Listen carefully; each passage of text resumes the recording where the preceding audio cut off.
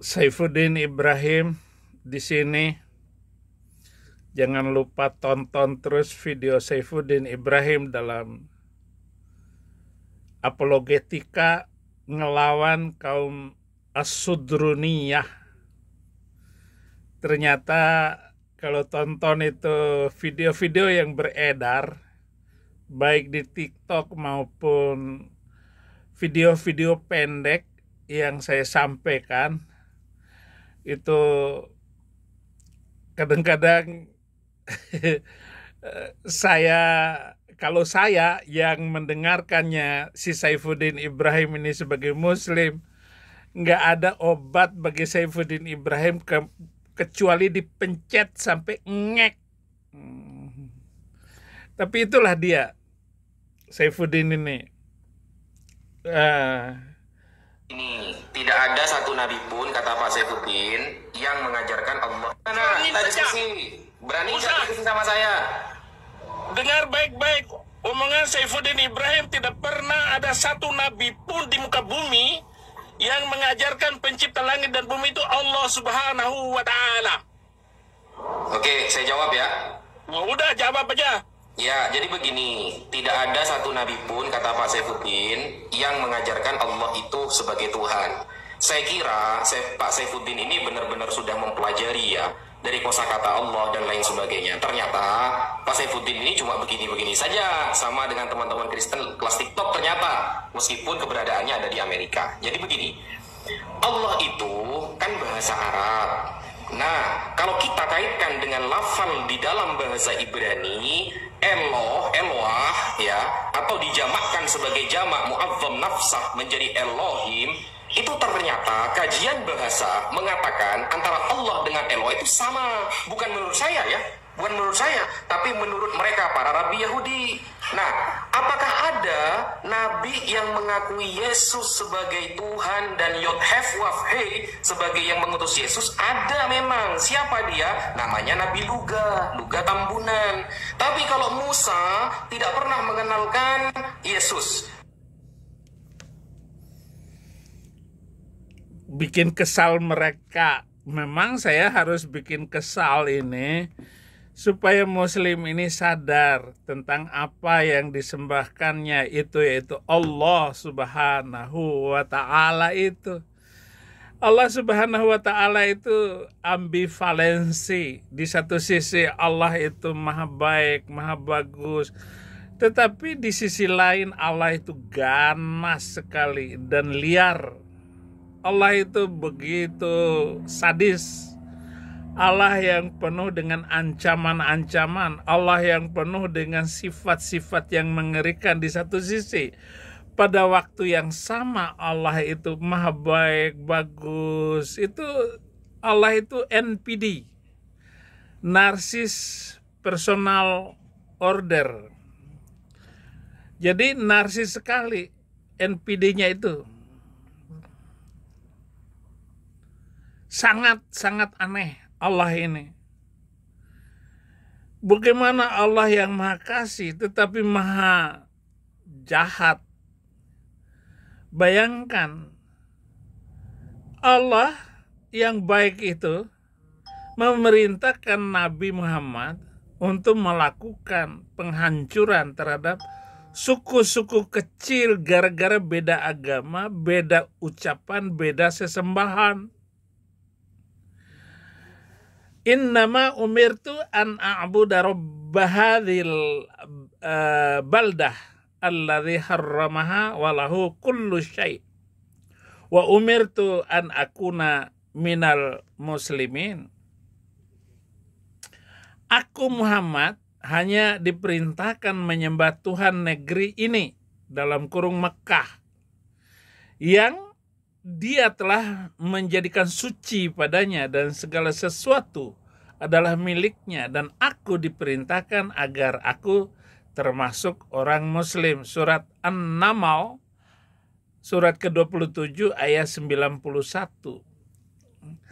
Allah adalah perampok di satu sisi. Quran surat ke-8 ayat 41, 1/5 harta rampasan perang untuk Allah. Demikian, dan ketahuilah, sesungguhnya segala yang kamu peroleh sebagai rampasan perang, maka 1/5 untuk Allah, Rasul, kerabat Rasul, anak yatim, orang miskin, ibnu sabil. Demikian jika kamu beriman kepada Allah dan kepada apa yang kami turunkan kepada hamba kami Muhammad di hari Furqan, yaitu hari bertemunya dua pasukan. Allah Maha Kuasa atas segala sesuatu. Aneh itu Allah. Jadi Allah ini menyiapkan segala sesuatu, padahal sebenarnya ya omongan Muhammad saja. Allah yang sesungguhnya, yang benar-benar Allah itu ada, enggak ada. Keberadaannya enggak, sejak Muhammad meninggal ya enggak ada lagi itu Allah. Enggak berkuasa apa-apa. Ngelawan Netanyahu aja kalah Allah Subhanahu wa ta'ala itu. Quran surah ke-48 ayat 20, Allah menjanjikan kepada Muhammad rampasan perang yang berlimpah-limpah. Allah menjanjikan kepadamu harta rampasan perang yang banyak yang dapat kamu ambil. Maka dia segerakan harta rampasan perang ini untukmu. Dan dia menahan tangan manusia dari membinasakan kamu, agar kamu mensyukurinya, dan agar menjadi bukti bagi orang-orang mukmin, agar dia menunjukkan kamu ke jalan yang lurus. Nah, Muhammad ini saudara-saudara, yaitu Allah itu sendiri. Allah ya Muhammad, Muhammad ya Allah. Itu nomor 2 jawaban saya untuk Gus Wafi. Kamu kan hanya mempelajari ataupun mengatakan, membandingkan kata Allah dengan Eloah, bahasa Ibrani. Bukan itu akar katanya. Nggak ada kaitannya dengan Allah Subhanahu wa ta'ala itu. Allah Subhanahu wa ta'ala yang disembah oleh Muslim itu adalah Allah yang tidak ada. Allah delusi, akal-akalan, karangan imajinasi Muhammad. Nggak ada itu.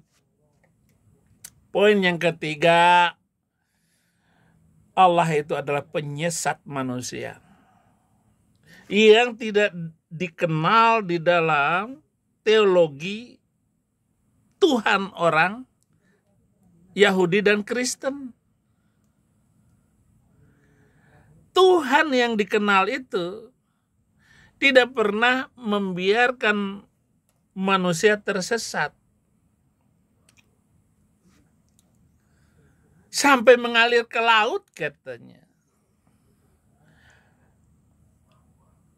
Ayatnya begini, dan yang kami jadikan penjaga neraka itu hanya dari malaikat, dan kami menentukan bilangan mereka itu hanya sebagai cobaan bagi orang-orang kafir, agar orang-orang yang diberi kitab menjadi yakin, agar orang yang beriman bertambah imannya, agar orang-orang yang diberi kitab dan orang-orang mukmin itu tidak ragu-ragu, dan agar orang-orang yang di dalam hatinya ada penyakit dan orang kafir berkata, apakah yang dikehendaki Allah dengan bilangan ini sebagai suatu perumpamaan?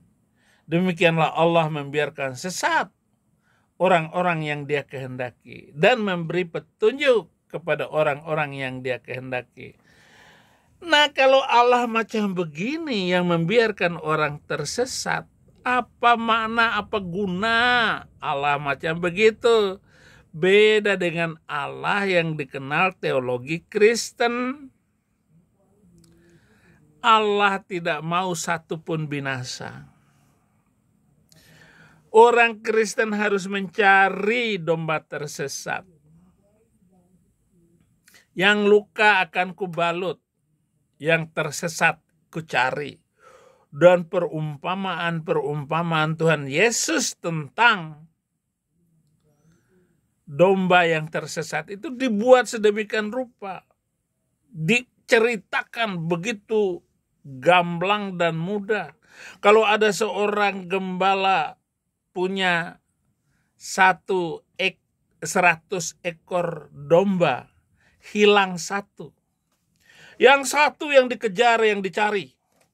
Dia meninggalkan 99. Kemudian dia bangga menceritakan tentang domba yang ditemukannya itu. Dia ceritakan kepada tetangganya. Dombaku yang hilang itu telah ditemukan kembali. Beda dengan Allah Subhanahu wa ta'ala. Menyesatkan orang yang disesat. Barang siapa yang disesatkan oleh Allah, tidak ada yang bisa memberi petunjuk, dan barang siapa yang diberi petunjuk oleh Allah, tidak ada yang menyesatkannya. Saya orang yang taat beragama di Islam, dibiarkan sesat oleh Allah Subhanahu wa ta'ala. Kurang ngajar itu Allah itu kalau begitu. Membiarkan saya tersesat, nanti di hari kiamat akan saya tuntut dia. Kamu yang menyesatkan saya. Ngawur kulo. Gua bawa itu mercon besar. Saya ledakin Allah itu kakinya. Biar kapok lu Allah. Kan begitu kan. Artinya cara berpikir manusia yang waras. Artinya teologi Islam tentang Allah ngawur besar. Wafi. Coba jangan memahamkan penjelasan dan omongan saya itu hanya dari segi bahasa. Tapi segi teologis, moral, etika Allah ini yang gak benar sampai kapanpun. Jadi orang-orang yang dia kehendaki dan tidak ada yang mengetahui bala tentara Tuhanmu kecuali dia sendiri. Dan sakor itu tidak lain hanyalah peringatan bagi manusia. Bandingkan dengan ajaran Alkitab. Yang tersesat akan kubawa pulang. Yang luka akan kubalut. Yang sakit akan kukuatkan. Serta yang gemuk dan yang kuat akan kulindungi. Aku akan menggembalakan mereka sebagaimana seharusnya. Yehezkiel 34 ayat 16. Cari ayatnya. Begitu hebatnya teologi kekristenan ini sehingga saya terpesona mengikuti ajaran Alkitab daripada ajaran mbul gombal gambul yang datang dari Arab. Poin keempat. Allah sumber kebencian. Quran surat kelima ayat 14, Allah membiarkan kebencian dari orang-orang Kristen kepada orang-orang Islam sampai hari kiamat. Di ayat yang lain mengatakan bahwa orang Kristen itu yang paling bagus persahabatannya dengan Muslim. Dikatakan orang Kristen, tapi ini dikatakan kebencian. Kalau kebencian di mana? Kami orang Kristen nggak pernah membenci. Yang merusak tempat ibadah itu emang orang Kristen. Yang melarang tempat ibadah kita beribadah itu orang Kristen. Enggak ada. Dan di antara orang-orang yang mengatakan kami ini orang Nasrani, kami telah mengambil perjanjian mereka, tetapi mereka sengaja melupakan sebagian pesan yang telah diperingatkan kepada mereka. Maka kami timbulkan permusuhan dan kebencian di antara mereka hingga hari kiamat. Ini Allah macam apa begini? Kayak keributan di TikTok aja ini Allah ini. Dan kelak Allah akan memberitakan kepada mereka apa yang telah mereka kerjakan. Nah, bandingkan ajaran Allah dalam Alkitab, janganlah engkau menuntut balas dan janganlah menaruh dendam terhadap orang-orang sebangsamu, melainkan kasihilah sesamamu manusia seperti dirimu sendiri. Akulah Tuhan. Imamat 19 ayat 18. Bafi, dengar baik-baik loh. Nandar, Zuma, Rifa, ini yang satu Komal. Ini nih.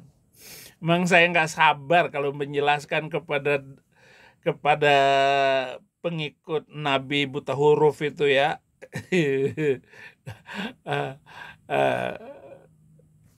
Poin kelima, Allah ahli tipu daya. Quran surat ketiga ayat 54, Allah jago menipu, wa makaru wa makarallah wallahu khairul makirin. Dan mereka orang-orang kafir membuat tipu daya, maka Allah pun membalas tipu daya. Allah sebaik-baiknya penipu, pembalas tipu-tipu. Allah juga penipu di dalam surat keempat ayat 142, sengaja menipu. Innal munafiqina yukhadi'una Allah wa huwa khadi'uhum wa iza qamu ila sholati qamu kusala ayura'unan nasa wa la yadhurrullaha illa qalila. Sesungguhnya orang-orang munafik itu hendak menipu Allah, tetapi Allah lah yang menipu mereka. Kurang ajar ini. Apabila mereka berdiri untuk sholat, mereka lakukan dengan malas. Emang ngapain sholat? Nyembah Allah batu hitam. Mereka bermaksud ria, ingin dipuji di hadapan manusia, dan mereka tidak mengingat Allah kecuali sedikit sekali. Alkitab berkata, pencuri, orang kikir, pemabuk, pemfitnah, penipu tidak akan mendapat bagian dari kerajaan Allah. Jadi Allahnya Islam itu nanti akan masuk di dalam neraka orang Kristen. Rasain lo. 1 Korintus 6 ayat 10, jangan menjadi saksi terhadap sesamamu tanpa sebab. Dan menipu dengan bibirmu, janganlah berkata sebagaimana ia memperlakukan aku, demikian kuperlakukan dia. Aku membalas orang menurut perbuatannya. Amsal 24 ayat 28 sampai 29. Poin yang keenam, Allah kerjasama dengan syaitan. Mendorong mereka agar kafir dan berbuat maksiat. Quran surah 19 ayat 83, Allah Subhanahu wa taala berfirman, Alam taro anna arsalna syayatina 'alal kafirina ta'uzzuhum azza. Tidakkah engkau melihat bahwa sesungguhnya kami telah mengutus setan-setan itu kepada orang-orang kafir untuk mendorong mereka berbuat maksiat dengan sungguh-sungguh. Iblis datang kepada Bapa untuk membinasakan Ayub. Tetapi di sana diutus oleh Allah untuk menipu dan mencelakakan. Maka berfirman Tuhan kepada iblis, nah segala yang dipunyainya ada dalam kuasamu. Hanya janganlah engkau mengulurkan tanganmu terhadap dirinya. Kemudian pergilah iblis dari hadapan Tuhan. Kemudian mencobai Ayub. Sampai sakit, sampai anak, sampai harta, semua habis. Bedakan ajaran Allah Subhanahu wa ta'ala di dalam Al-Quran dengan Allah yang disembah in the name of Christ. Jangan pintar ya. Jangan bohong-bohongan ya sama gua ya. Muslim. Lihat itu ustadz muda-muda kayak begitu. Nyerang saya dan menggunakan video-video saya untuk diputar balikan. Terima kasih untuk semua ini. Jangan lupa like dan subscribe. Maju terus Indonesia bagi Kristus. Dan gak lama lagi Muslim akan berantakan semua dan akan masuk Kristen dengan ajaran Alkitab yang benar. Tuhan memberkati.